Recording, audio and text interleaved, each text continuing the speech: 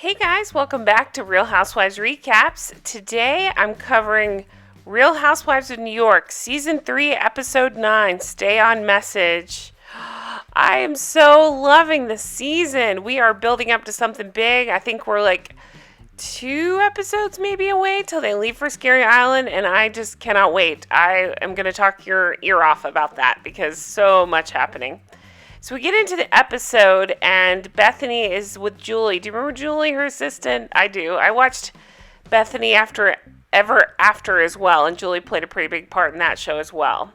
But Bethenny and Julie, and they're going over all her upcoming stuff, and someone texts Julie and says, hey, check out Perez Hilton. So they check it out, and to quote Bethenny, this MFer decides to put up on his blog that I'm pregnant. I'm not even 8 weeks pregnant. And she's just freaking out. She's like, how did this come out? Who told him? And she's saying, Jason's going to freak out. I don't know what to tell him. And I wonder who did leak the story. If truly only Bethenny, Julie, Perez, not Perez, Bethenny, Jewelry, Jason, production. I'm just trying to think who would leak that story. It's got to be, the only thing that hit me was she talked about after the fact. I don't know if you've heard any recent interviews with Bethenny. She says Jason is not who he appeared to be. He pretended to hate the fame while he actually loved it. So, weird conspiracy theory. It's just my theory. I'm just throwing it out there. Do you think Jason called and told him? I don't know. He did seem genuinely shocked when he found out, so I'm not sure. Just a theory. We go over to the Countess, and I say that like that because she's very countessy these days. She's wearing her Burberry coat, and it is a beautiful coat. She arrives at Sonja's house. It's so funny to see the townhouse like this, all this talk of this townhouse, but they're outside. All they can do is step in dog poop, and it's so Sonja. It's so gross. But it's such a beautiful outside area. I think that's rare for New York City, so wow. But covered in dog poop, that sounds about right. So they're talking about hosting this cocktails and couture party. Sonja's going to host it for them. Jill calls Lou, and Lou says, did you get the invite? And Jill right off the bat says, yeah, it's not that formal. It doesn't look like you put much into it, but whatever. Literally, that's what Jill says. Could you imagine? Could you imagine somebody inviting you to something and you say that? Oh my gosh. That's such a shitty thing to say. So Jill. Okay. So then Jill says, I got a text from a friend. Bethenny is pregnant. I got a Google alert now. I got people asking me. And she's saying to them, I thought you had gossip. I need gossip. And to camera, she says, usually I'm the one doing all the talking.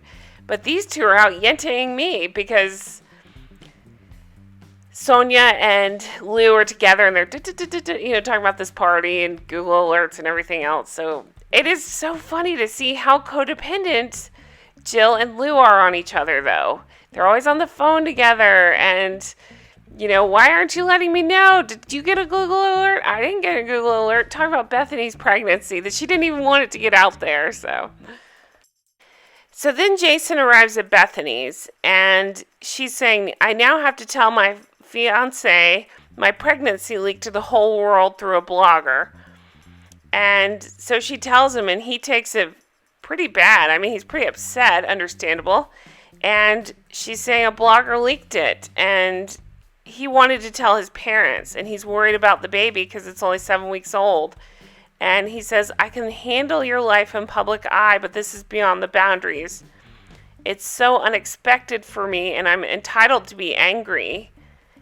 And she's saying, I don't want you not to want this life because it's too much for you. And saying that I don't think Jason knew what he was signing up for. So that's back when they used to like each other before we found out what an a-hole he seems to be. So then we go over to the Friars Club and we see Jill. Jill is meeting with this Jennifer Gilbert. She's president of Save the Date. It's like a party planning situation. Jill meets with her and calls her the party planner extraordinaire. And Jill and Bobby are planning a holiday party, so they want to get Jennifer involved. Jill goes over. So Jill is talking to this lady who's a party planner. Jill's pretty much got it all planned out. She's having a skating theme. She goes over the food she wants to have. She goes over the places she wants to have it. And Jennifer's just frantically taking notes. Jennifer brings out Jill coming out on ice. And Jill's like, yeah, I could come out there. I'm not sure if I can do a performance. But I could come out there on skates. And it'll be a Zarin holiday party on ice. So then it's Sonja and Ramona, and Sonja is thinking of getting a little plastic surgery done. She wants to remove some stubborn belly fat and wants to get liposuction. I have to say, I thought Sonja looked so beautiful in these scenes. She's always a beautiful woman, but just so fresh-faced and just stunning. I mean, just with her hair pulled back like that, and I just thought she looked fantastic. So they go to this doctor. She shows him. She barely has any tongue. I mean, she barely has a belly. She's had a kid. I mean, my belly doesn't look like that.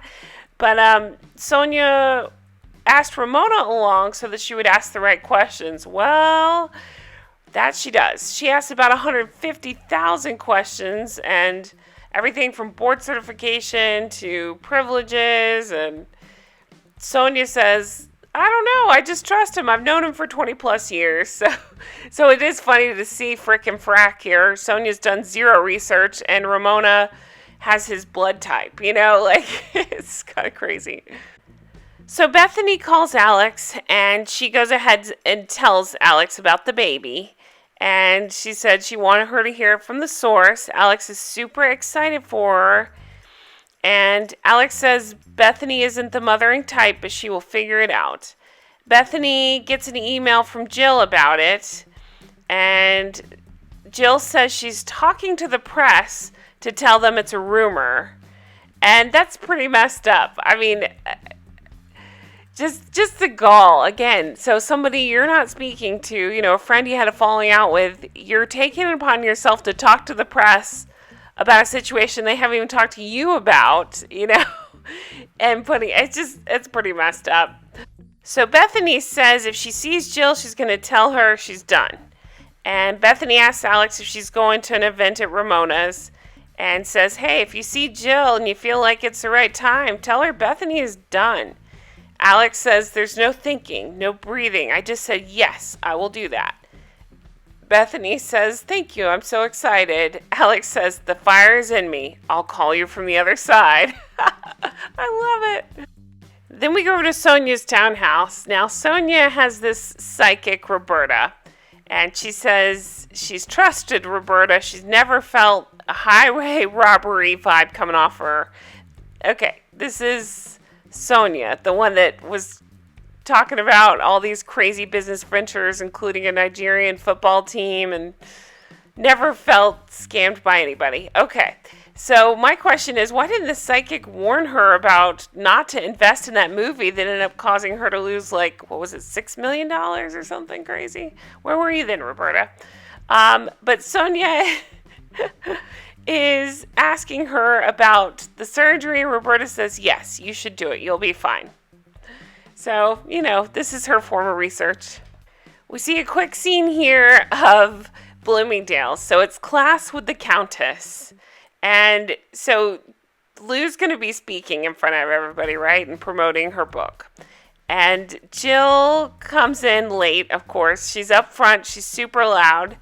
And Jill and Kelly would not stop talking during the event. You can see the whole time they're being super loud and giggly, and Lou was saying it's very rude and distracting, which I find hilarious at a class with the Countess event.